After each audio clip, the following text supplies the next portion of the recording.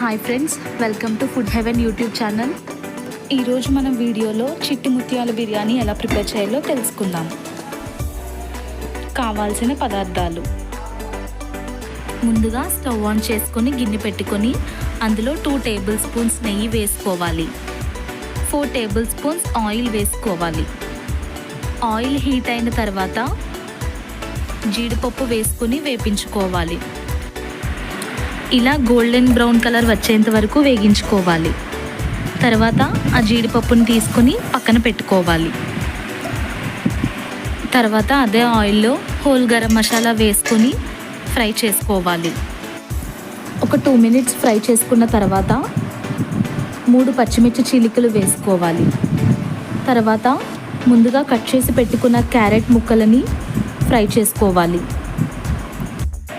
Carrot ముక్కలు కొద్దిగా మగ్గిన తర్వాత ముందుగా కట్ చేసి పెట్టుకున్న ఆనియన్స్ని వేసుకుని ఫ్రై చేసుకోవాలి. ఇలా ఆనియన్స్ మగ్గేంత వరకు ఫ్రై చేసుకోవాలి. తర్వాత ఒక 1/2 కప్ స్వీట్ కార్న్ వేసుకుని ఫ్రై చేసుకోవాలి.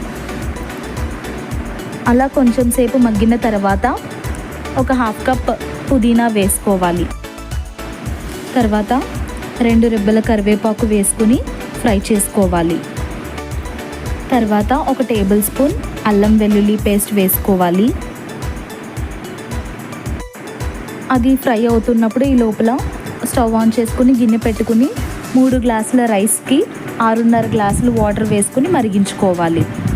ఇలా ఫ్రై అవుతున్నప్పుడు ఒక టేబుల్ స్పూన్ ధనియాల పొడి, ఒక టేబుల్ స్పూన్ గరం మసాలా, ఒక టేబుల్ స్పూన్ జీలకర్ర పొడి వేసుకుని ఫ్రై చేసుకోవాలి.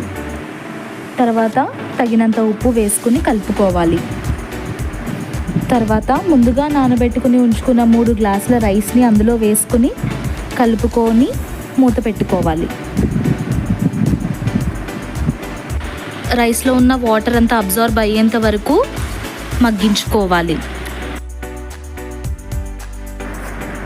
ఇందాక స్టవ్ మీద వాటర్ బాయిల్ చేసుకున్నాం కదా, అది కొలత చూసుకుంటూ మనం ఈ రైస్లోకి వేసుకోవాలి. 3 గ్లాసుల రైస్కి 6.5 గ్లాసుల వాటర్ని వేసుకోవాలి.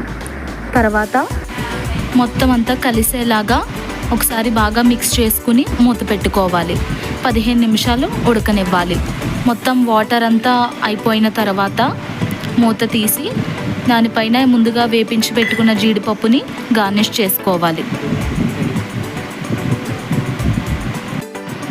తర్వాత సర్వింగ్ బౌల్లోకి సర్వ్ చేసుకుంటే అంతే, ఎంతో రుచికరమైన ఈజీగా చేసుకునే చిట్టి ముత్యాల బిర్యానీ రెడీ.